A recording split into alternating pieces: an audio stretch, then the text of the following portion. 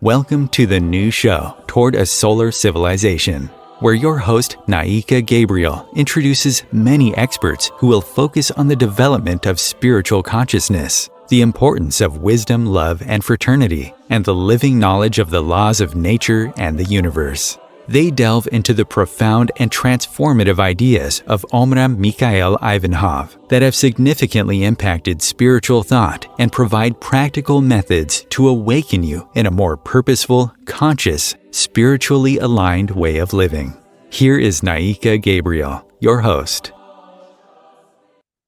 Do you ever feel that there is more to life than the everyday routine? Have you ever wanted to tap into your divine essence? In this episode, we will unveil the mystical secrets behind the historical birth of Jesus and how it relates to the second birth within each and every one of us. Hi, I'm Naika, your host. In this 10th episode of Towards a Solar Civilization, Carmen will explore many more topics, including the cosmic and mystical significance behind the historical birth of Jesus, the esoteric meaning of the manger, the ox, the ass, the star in the sky, and the three wise men, who were all magi, the difference between Jesus and Christ, the Black Virgin and their meaning, the relationship between higher consciousness and the second birth, and why the second birth is our ultimate destiny. Carmen will share quite a few practical applications and exercises to connect to our soul and our spirit. And finally, she will tell us how to use the very first 12 days of the new year to experience a shift towards a higher consciousness. What an invitation to spend the Christmas season differently and to prepare for a luminous new year. I cannot wait to hear this talk. Over to you, Carmen. Thank you, Naika, and welcome to Connecting with Our Soul and Spirit to experience a mystical Christmas, including a fantastic recipe to begin the first 12 days of the year. Did you know that there are 4 cardinal feasts during the year, each linked to an equinox and to a solstice, such as the spring equinox around Easter, the fall equinox at Michaelmas, and the solstices is one in the summer with the Feast of St. John and one in the winter with Christmas. We did not hear so much about the celebration of St. John and Michaelmas, but in several countries they celebrate with bonfires. When Master Omraam Mikhaël Aïvanhov was visiting Quebec, he celebrated the St. John with a sacred fire ceremony, addressing the brothers and sisters for the special occasion, as he always did at the Bonfin in Michaelmas. The Bonfin is the International Center of Retreat in France. He suggested to those present in Quebec that from there on the cardinal feast could be celebrated with a sacred fire every year. These cardinal feasts are a cosmic phenomenon. They carry tremendous energies that move in nature and the entire cosmos. They invite us to be in harmony with these currents, and if we welcome this impetus, we can use it for our spiritual work and our advancement. The winter solstice is linked to the darkest time of the year. Nature seems to be dormant. Even us, we spend more time indoor. It is a time for introspection, for going within, for working on our own matter. Yet, if nature seems asleep, a lot is going on in the ground as nature concentrates in the seeds the energies of the plants in preparation for the spring regeneration. These feasts were instituted by great teachers and initiates because they saw and felt these energies in the cosmos. Human beings have celebrations associated with each of these feasts. Have the initiates of the past instituted celebrations simply for humans to amuse themselves? No, their intention was primarily to provide them with a pause, to suspend the work rhythm, which in that epoch was continuous and exhausting, since vacations and holidays were unheard of. These initiates wanted to set free, at least for a moment, the consciousness of so many men and women overburdened with duties that affected and destroyed their health. They wanted to create a release valve in order to free their restrained psychic energies. Celebrations and feasts through songs, dances, games, laughter, and exchanges can provide this release and create a fraternal ambiance in which people understood and feel supported. Still, through these celebrations, initiates had yet another goal. They wanted to bring human beings to seek energies in these subtle regions that could regenerate and vivify their heart and soul. In this ambiance of joyous and beneficial exchanges, luminous entities came to draw energies, using them afterwards to carry on their work throughout the world. Do you wish to help in their work? You can consciously offer them the joy and spiritual wealth a celebration has brought to you so that others can benefit as well. This joy, this wealth will be returned to you amplified. This is how the initiates, in their wisdom, understand the meaning of a celebration. For if wisdom is solemn, it is also filled with gaiety. Now, we are going to look at the three aspects of this cardinal feast that Christmas is. We'll look at the historical, cosmic, and mystical point of view. The historical aspect relates evidently to the birth of Jesus. The cosmic aspect to the birth of the Christ principle in the entire cosmos. And the mystical aspect, the birth of the higher self, because it relates to us individually. Christ's child is to be born in every soul as divine light and divine love. Before we dive into the heart of our subject, let us begin by establishing a very basic rule. Everything that manifests in the physical world has its origin in the invisible world, in the subtle realms. You will see as we proceed how vital it is to know that in order to reach our objective today. So let's begin with the historical aspect and the esoteric meaning. We'll begin with the stable. It represents the human body. The manger is the hara center below the belly button, where the subconscious forces are located and where disciples bring their consciousness to birth the Christ child, like the womb of the mother. Jesus said that out of his belly shall flow rivers of living water. It is a good time here to make the difference between Jesus, who was the man, and Christ, which is a state of consciousness. It began manifesting when he was 30 years old. Same with Gautama and Buddha. Gautama was the man. When he became illuminated or attained the Buddhic state, he was called Buddha. Each one of us can reach this higher consciousness called Christ if we understand the process and set to work. Okay, now back to our stable. We look at the ox, which represents the principle of generation. In the Egyptian mythology, the bull, Apis, is a symbol of fertility and fecundity. The bull is under the influence of Venus and represents the sexual force. And the donkey, the ass, represents the personality, the old Adam, the headstrong and stubborn, but it is a good servant. It is under the influence of Saturn. So the two animals, the ox and the donkey, are the sensuality and the personality, which corresponding to our lower self, which we will cover later with a wonderful diagram. In this story, the ox and the donkey are tamed, but they work together. They breathe on the child to keep him warm.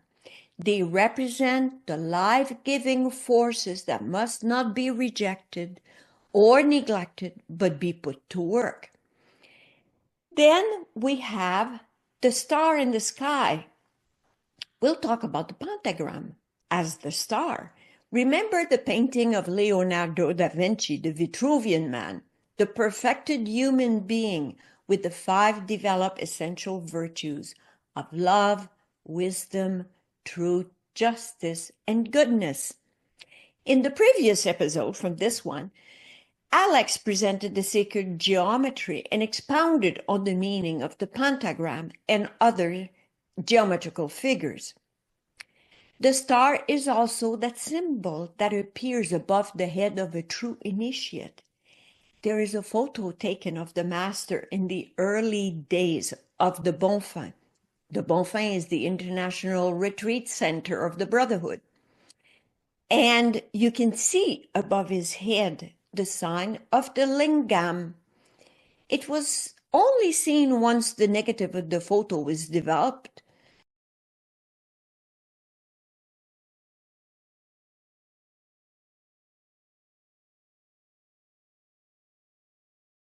The lingam is a Hindu symbol representing the 2 principles, the masculine vertical line and the feminine horizontal line. It shines bright above his head. Here, in the historical aspect, the star shows the direction to follow to meet that special child who will fulfill the prophecy as the Messiah. Then we have the 3 wise men, or magi, Melchior, Balthazar, and Gaspar. They were leaders of great religions in their own country, and they were astrologers who observed the sky and saw exceptional planetary configurations that made them conclude of the extraordinary event taking place on Earth. They followed the star and their inner guidance to find this special child. And for the occasion, they brought special presents to acknowledge the great significance of his birth. The gift of gold was because Jesus was royal. Gold is the color of wisdom that shines brilliantly. In the tree of life of the Kabbalah, it's linked to the Sephira Tiferet, representing the light. Frankincense meant that Jesus was a priest. Incense is linked to religion, to love. It is also connected to the Sephira Hesed, as you see here. And the gift of myrrh, which is the symbol of immortality, it was used to embalm the body, linked to Bina, which conserves. You see how the 3 magi brought presents linked to the mind, to the emotions, and to the physical body.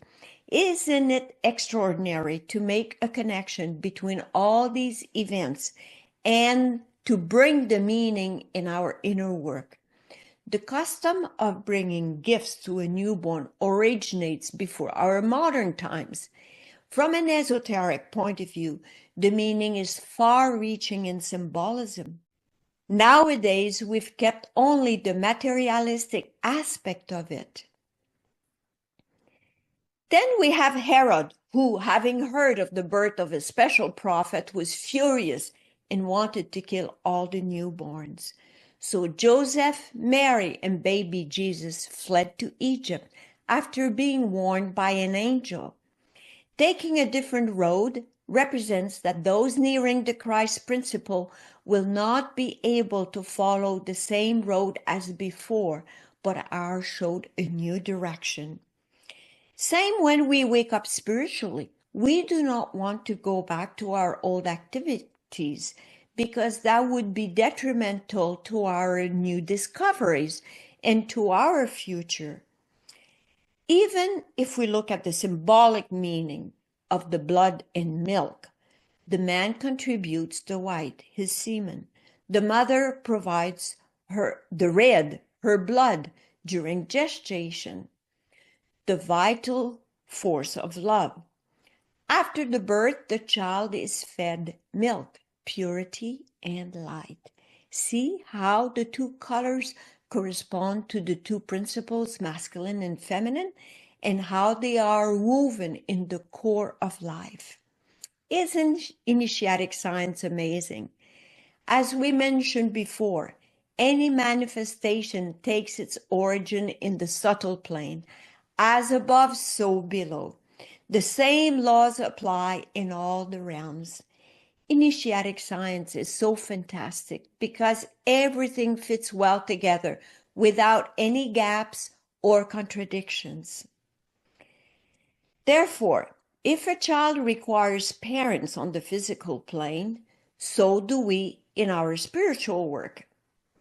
Joseph represents the masculine principle, the intellect and the spirit. Mary represents the feminine principle, the heart and the soul. Joseph, or the intellect, did not deny Mary, the feminine principle, for without it, one becomes dry, cold, critical, discontent. Joseph was not that way. On the contrary, he accepted Mary, although she was with child. I invite you to read that pocketbook of Christmas and Easter in the initiatic tradition. You may discover some interesting things about this particular subject. I will say no more and let you discover on your own. Now, let's talk about Mary. She was pure of heart. According to the sleeping prophet Edgar Cayce, Mary had long been prepared for her mission among the Essenes. She had been chosen as a vestal for their temple. The Essenes were known in those days as the perfect ones. Jesus, the child, is the result of the union of the masculine-feminine principles. In the spiritual realms, it is the union of spirit and the soul, producing the Christ child, the super consciousness. The story and life of Jesus embody the teaching of working on the soul and spirit to become Christ-like. He came to show us the way. In our psyche, for something to manifest, we need the intellect, the masculine principle, the heart, the feminine principle, to set things for a manifestation, whether it is for a child or for any creation. We'll come back to this in a moment when we look at the mystical aspect that concerns our spiritual work. Now, we will look at the cosmic point of view. The birth of Christ was a cosmic event that existed long before the historical event. It is the first manifestation of life in nature, the beginning. It is an event that must occur on all three planes: mental, emotional, and physical. You may remember from the first episode when we covered the subject of science of the initiates, or initiatic science. We covered the one, the principles, the laws, and the applications. And again in our 7th episode about the cosmic balance, the eternal masculine-feminine principle. This is where we explained that nothing was created outside of these two principles. I will not come back over these again, but for the purpose of understanding the birth of the Christ consciousness, I will quickly brush over the subject of the two principles. God, or cosmic spirit, is one. It is represented by fire, the eternal masculine principle. So God, wanting to demonstrate his presence and show his creation, projected a substance from himself, the eternal feminine principle. He polarized himself. That substance is the invisible light created on the first day, when it is said in the gospel, "Let there be light." We don't have another word in English or in French for expressing this kind of light, but in Bulgarian, there's another word for it.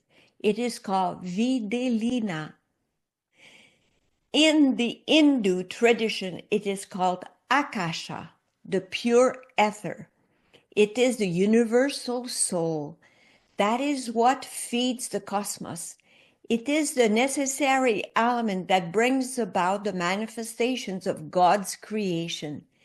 It is good to differentiate the light of the first day with the light created on the fourth day, that of the sun, moon, and stars. It is called Svetlina in Bulgarian. This Videlina light, or universal soul, is the living water Jesus referred to. In this universal soul, we live, we move, and have our existence. It has different degrees of density depending on its realm. If we do not have the conscious awareness of this type of light, it is because we remain separated and disconnected from our subtle bodies. Christ is that universal soul. You see how the invisible light created on the first day of creation was made visible through the light of the sun, moon, and stars on the fourth day. As we said, everything comes from the invisible and eventually comes down to the visible. Now, even though the sun was created only on the fourth day, it has nevertheless a tremendous importance, for it is the best representation of the manifestation of Christ. The light, the warmth, and the life of the sun correspond to the wisdom, love, and life or truth of the higher realms. This is why in this teaching we go and contemplate the sun, so that through its light, warmth, and life we come closer to our own Christ self, our divinity as wisdom, love, and truth. It is what our fourth episode with Anatole covers, everything to know about light. It sounds like I'm making publicity for our previous episode, and in a way I am. All our episodes are based on the teaching of Master Omraam Mikhaël Aïvanhov, which is such a vast body of knowledge, but totally focused on showing human beings how to become divinities. You will not find anywhere else as many truths, truthfully true, as Hermes Trismegistus would say, as in this teaching. And now, finally, we will look at the mystical point of view. To better understand this aspect, let us use the diagram offered in the teaching of Master Omraam to illustrate our own psychic structure. You see the full image here and the division in the middle. The lower part illustrates our lower self, the personality, and the higher section of the circle shows our higher self, the individuality. The lower self is composed of the physical body, which is linked to willpower and our actions. The heart, our feelings, emotions, is linked to the astral body, and the intellect, our thoughts, are linked to the mental body. The higher self shows the causal body, the world of archetypes, the higher reason, the divine wisdom. Then we have the Buddhic body, our soul, the impersonal love, divine love. And at the top, we have the Atmic body with our spirit and divine power. The second birth, the Christ child, takes place when the lower self, or the personality, is merged with the higher self, our individuality. On the lower self of the personality, the intellect must first understand the process of conception. To provide a seed idea, then send it to the heart, which should be open and receptive, and nurture it to the point of stimulating the willpower for its realization. Of course, intellectually, Everyone can understand this process, but to bring it down into feelings so the heart gets fully engaged for its realization work is needed and more demanding. From there on, things are set in motion through the subconscious mind, just as they do with the mother once she's been fertilized. The forces of nature do the work during gestation. Even more so if she nurtures divine thoughts and feelings in order to attract a higher soul or a benefactor of humanity, as was explained in episode number 3, Women Have the Power to Change the World with Carla and Laura. The process just explained is the same in the individuality or the higher self, with the higher reason, the soul and spirit. The spirit is masculine, the soul is feminine. Together they produce magnificent work that will produce magnificent results, such as prototype in the causal realm, where people pick up ideas, new inventions, just like Jules Verne did in his writing with futuristic devices that are now a reality. Understanding how the system works so that we can say, as Jesus mentioned, that we can do as great work as he did and greater ones. For look at all he accomplished in the 3 years of his public life. Hopefully we will live longer than 3 years once we develop this higher consciousness, so we have time to accomplish as much, if not greater works. Christ or the second birth must take place in every human soul as principles of divine light and divine love. It is not born of the mind or the heart, but of the holy cosmic spirit in the form of a sacred fire which invades and fertilizes the universal soul. Then it comes down to the human soul and heart. For this, we need to know how to use our polarities. If on the physical plane a man is emissive, he creates the child, and a woman is receptive, she forms it and brings it into the world, and their anatomy confirms this. But on the astral plane, a woman is emissive.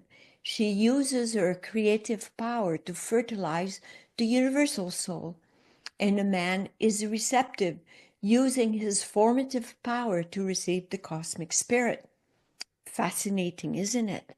You see how both principles, masculine and feminine, play a major role, not just physically, but also in our own psyche, and how they both have equal importance to bring about a manifestation.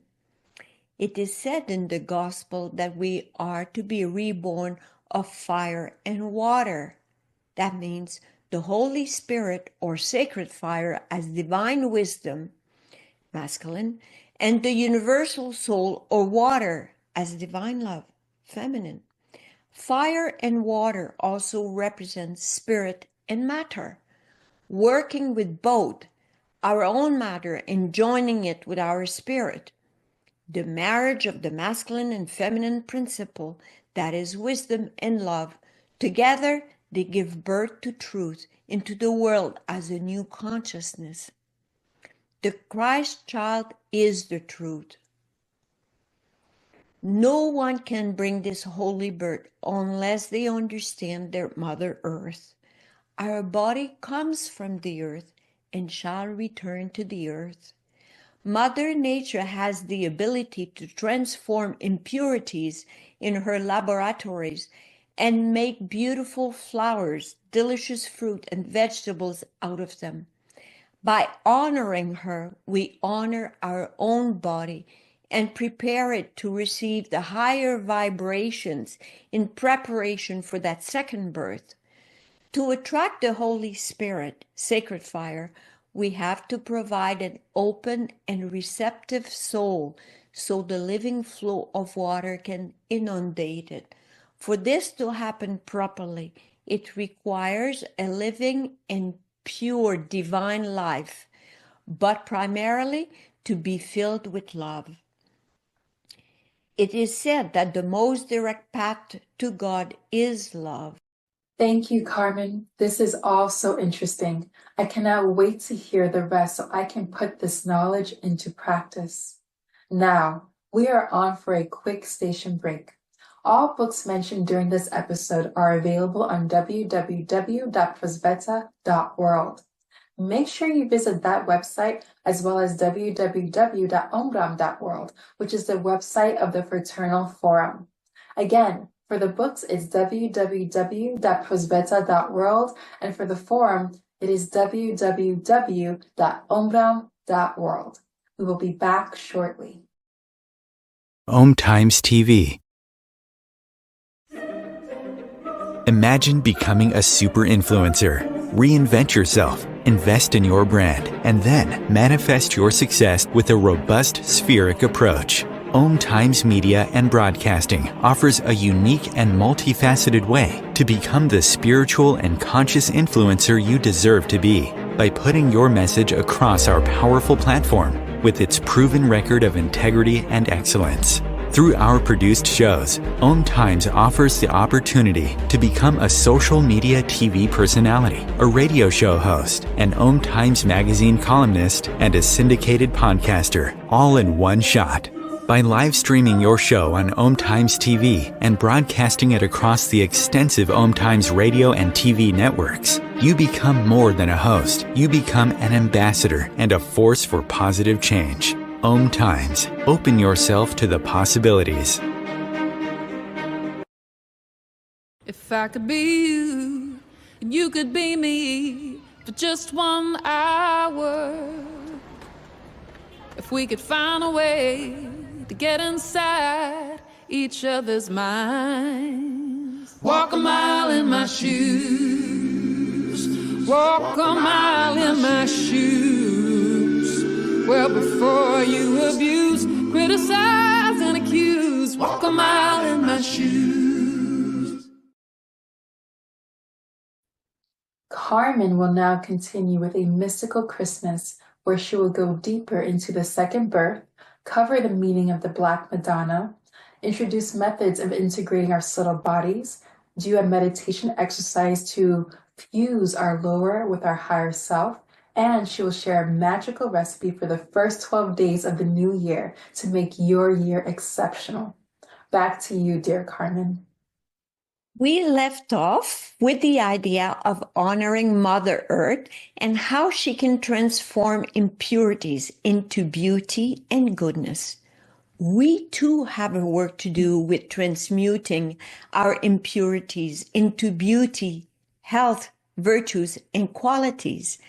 Living a pure and divine life does not mean to be an ascetic.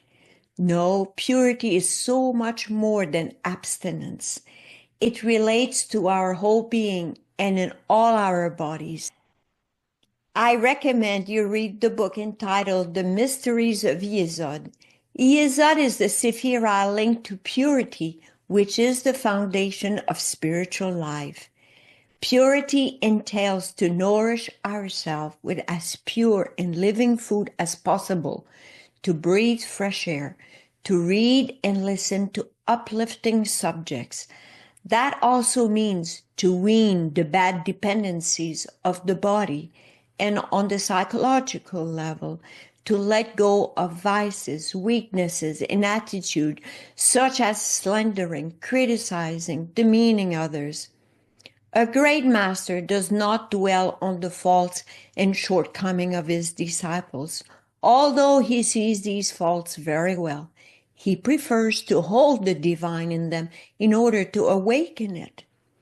In the same way that the birth of a child contains the hope for life, the birth of the Christ within us is also our hope. It is the manifestation of our full potential, our super consciousness. It is the very reason of our creation, of our existence. It is our destiny, each one of us. Of course, it is not as easy as it sounds. Take the alchemists, for example.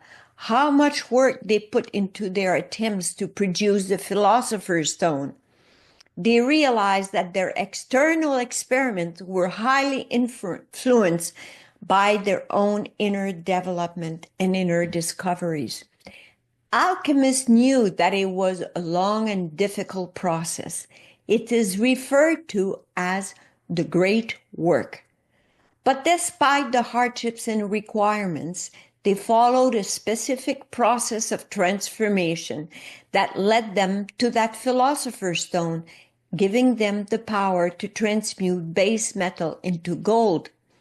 In this process, they work with the black, raw substance called the prima materia, which they put into their crucible, like the womb or the feminine aspect, and then with the fire, the masculine aspect, they set to work in order to purify it until it shined and revealed itself, the child, the result, that philosopher's stone. Interestingly enough, when you read about the alchemists, those who discovered the philosopher's stone, they were no longer interested in the gold itself. They had discovered within themselves far more interesting things. Anyhow, some spend their entire life working on that process. While alchemists sought the philosopher's stone, the mystics sought enlightenment, samadhi, or bliss. For this, many retrieved into caves, grottos, or monasteries. Yet, we have to begin somewhere to move towards our divinity, and somewhere is precisely where we're at in our life today. Now, let us talk about the Black Madonna, which is linked to the work of the alchemist. Did you know that there are over 400 of them throughout the world?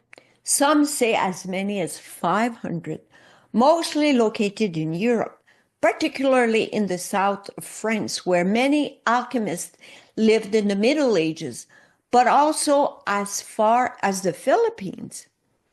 When I visited the Abbey of the Benedictines in Heissenden in Switzerland, I asked my host if she knew why the Virgin Mary and baby Jesus were black.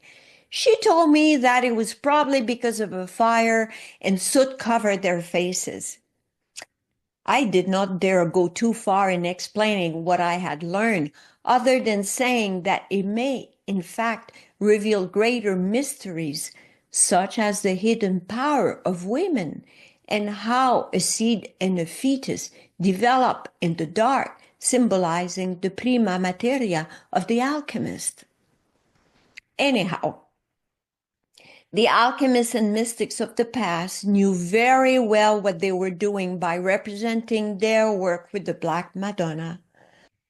But they had to veil their knowledge, for their church was very suspicious of their activities and often condemned any work outside of their knowledge or control, or even more so about the role of women and the primordial feminine importance.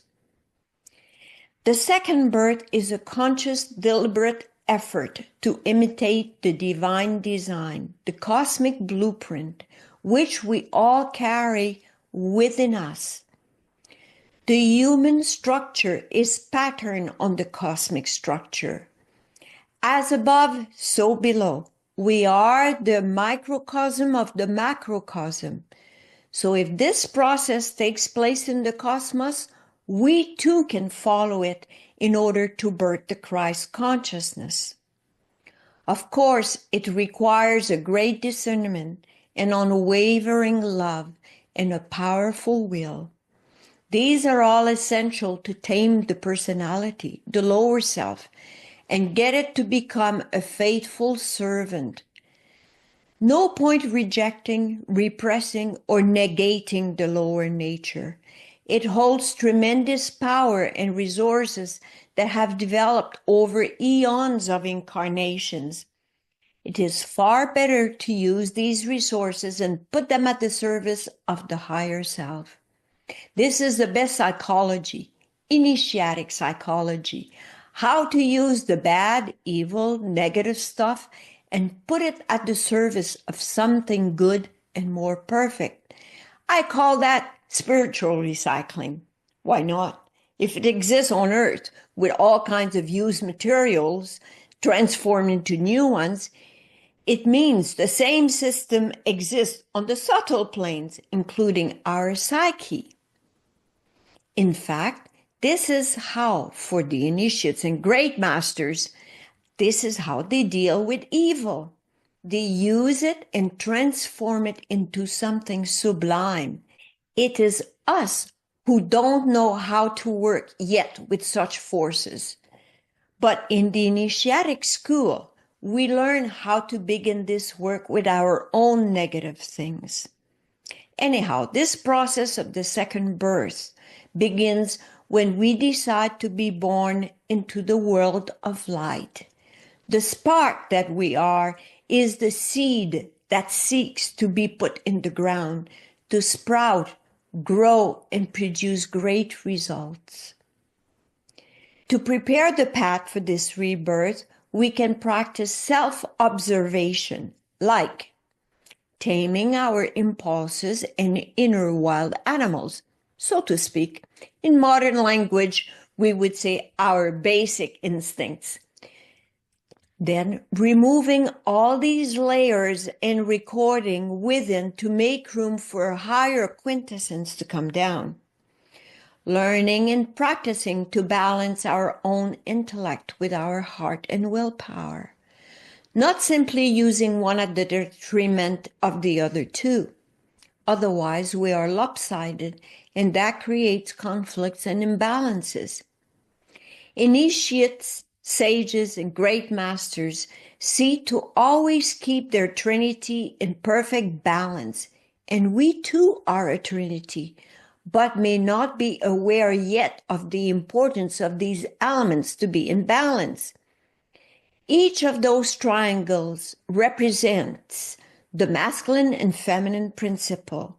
When you take these two equally developed triangles and superimpose them, you get the seal of Solomon. Initiates and great masters who have these two triangles equally developed and balanced are androgynous and have become living seals of Solomon. All powers are given to them. Another thing we can do is meditating often on fusing, merging our lower nature with our higher nature. The higher self is our own self, but developed at 100%. It is our divine self. It is our Christ self. In the first book of the Aquarian Team, entitled What the Future of Humanity Could Be, in the chapter about evolution and involution, we mention that if Einstein was developed at 8% of the human potential, being modest for ourselves in comparison, we might say that we are developed at maybe 5%. This means that 95% of us keep repeating the same patterns, the same recordings, the same habits. You know how difficult it is to change, don't you? Even changing our own eating habits. Imagine changing our thoughts and feelings, which are far more subtle and of which we don't pay much attention to. Our first task as disciples, when we engage on the path of light, is self-transformation, to become aware of our thoughts, feelings, passions, and impulsions that drive us. And then we begin to feel an expansion in our awareness.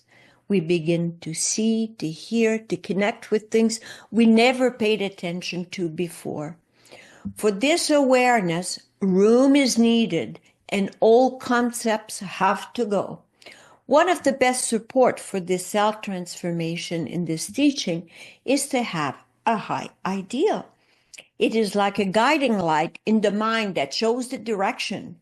If we add the energy of the heart, that means to love and nurture this high ideal, and then set the willpower to act accordingly to the mind and the heart, Then our Trinity, intellect, heart, and will, become aligned and powerful.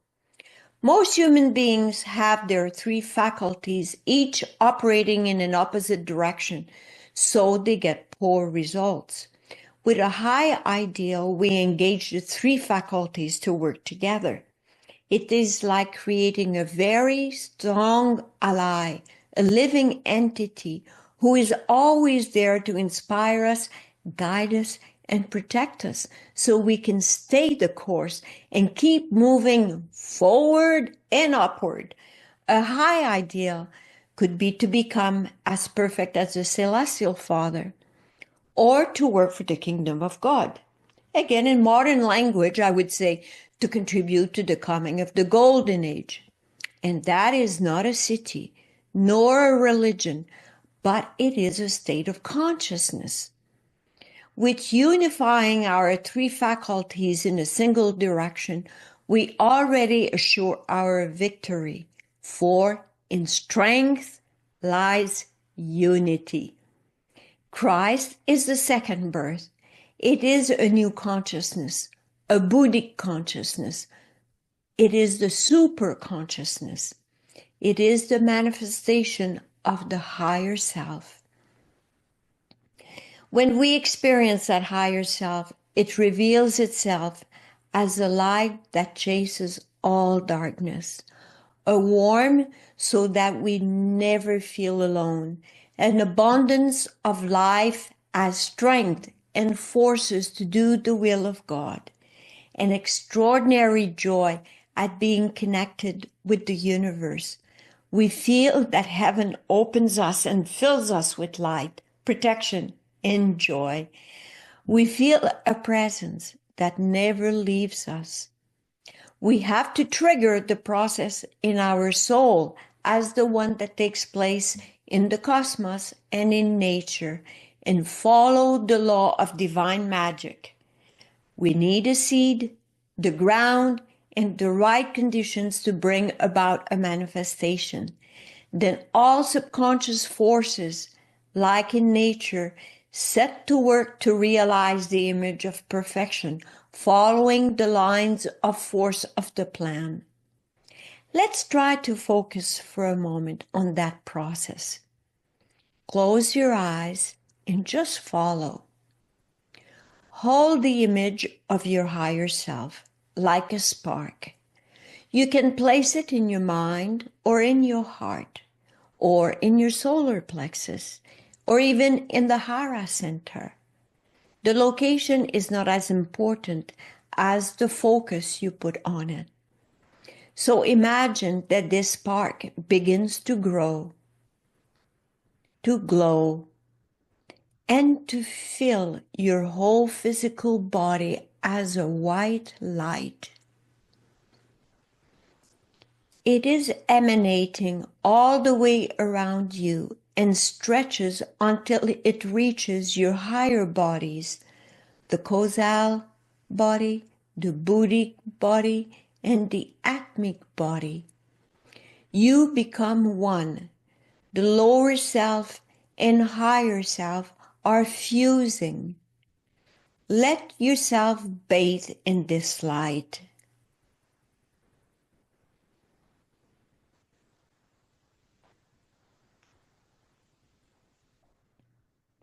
If you do this exercise often and feel that you can hold this image comfortably, why not expand it to the whole planet and to all humanity? Imagine that they all become filled with white light. Why not share this light with the world? In this way, you help and contribute tremendously to its upliftment.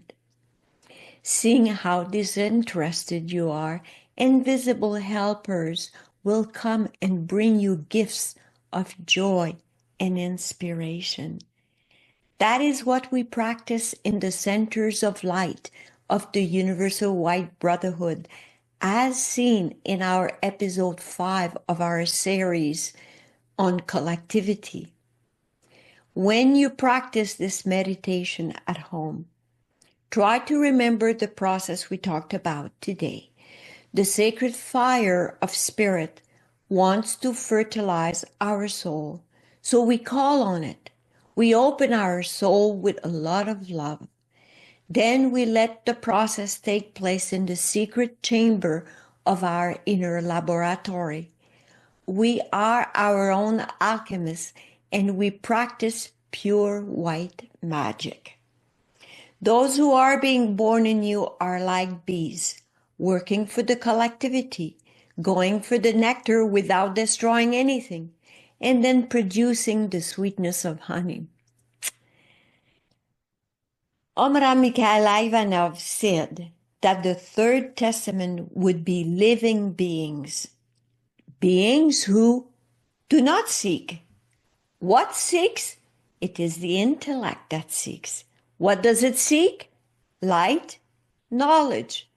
With this higher consciousness, there's no need to seek, as the intellect has the wisdom and the divine light.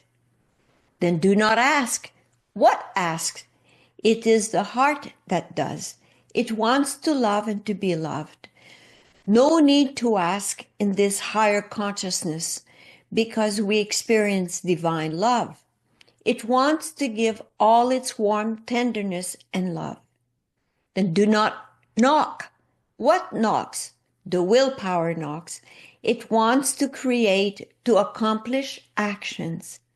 Again, no need to knock, because in this state, all doors open before the will of God. Those beings have the freedom to create as they wish. They live in divine power. So like Christ, in that higher consciousness, we can do as great and even greater things than he did.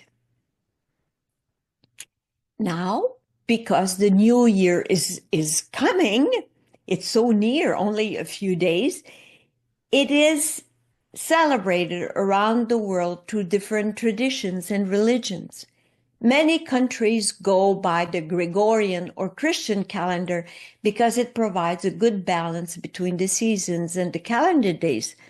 But some traditions celebrate the new year at different times of the year by their respective names, such as the Lunar New Year of the Chinese people, or the Rosh Hashanah of the Jewish people, or the Diwali in India with the Hindu people. In the Western world, it is celebrated on the 1st of January, and for many, it is a time to decide on new resolutions. Whether they are kept or not is another story. For as we said earlier, changing is not easy. Maybe this year we can take a moment of reflection before the new year begins and revise the shortcomings of the past year, the unfulfilled premises, and the problems and how we solved them. My husband and I hold a little ceremony each year on New Year's Eve, where we put on a piece of paper the things we would like to let go of, and on another piece of paper the things we would like to develop and see manifested in the year to come. Then we put all of these little papers in the fireplace, offering them to the angel of fire, Agni, and we meditate for a while. One thing to know is that although the year is new, we carry with us the old recordings and habits which we imprint onto the commencing year, and unless we do something consciously to change them. For students of an esoteric divine school, such as the Universal Brotherhood, it is the perfect time to revise these recordings and habits and replace them with new thoughts, new feelings, and new behaviors that will be reflected throughout the whole year. So we use the first 12 days as a representation of the 12 months. We use them in a conscious manner to set the grooves for the whole year. So this is how it works. You take the 1st of January, it reflects the month of January. You take the 2nd of January, it reflects the second month, February. And the 3rd of January reflects the month of March, and so forth.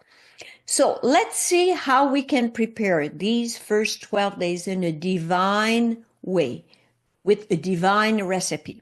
Here it goes. First ingredient, Wake up every day saying, thank you, thank you, thank you. Thank you for my life. Thank you for my body, for my eyes, my ears, my limbs, my organs.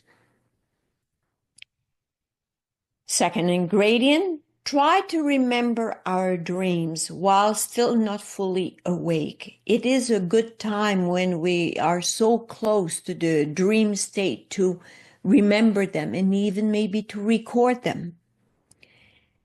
Then step out of bed on the right foot to consciously start the day in the right way. It is not a matter of superstition or automatism, but a conscious, aware step in the right direction. Wash our hands and face to wash any impurities that might have accumulated in the astral body during the night. Salute nature and harmonize ourselves with it and the entire cosmos. State consciously that today we want to do the will of God. Then go in our inner sanctum to pray or meditate. Try to silence the five senses for a while. Then keep a journal for each day of any coincidences, different states of being that took place during the day, unexpected event or even phone calls. Cultivate joy and gratefulness in a conscious way during the day. Practice the yoga of nutrition, eating with love and gratitude, being fully present of all the forces delivered by the four elements who have worked on making this food. You can learn more in our episode number 3 on the yoga of nutrition with Alex. And before retiring at night, revise the day and make correction if needed. Later, as the months go by, review the corresponding day and see how it relates to that month. You will see how amazing it is. Of course, this does not mean that the year will unfold perfectly well, because we are linked to the past of our present life and the past of our previous incarnations. But it is a step to become more aware, broaden our consciousness, and gain more self-control. Through our efforts and dedication, we move forward. Before ending this presentation, I would like to share with you a beautiful prayer that Master Omraam Mikhaël Aïvanhov gave to a sister at Izgrev, the center near Paris, to Sœur Jeanne d'U in 1945, entitled, O Videlina. O light, divine light, dazzling and subtle Videlina, envelope us with your powerful rays, penetrate our auras, vivify our chakras, enlighten our spirits, take possession of our bodies, penetrate each one of our cells, and revive in us the sacred fire. O sublime Videlina, impregnate the atmosphere of our planet. Spread yourself all over the earth in vibrating cascades.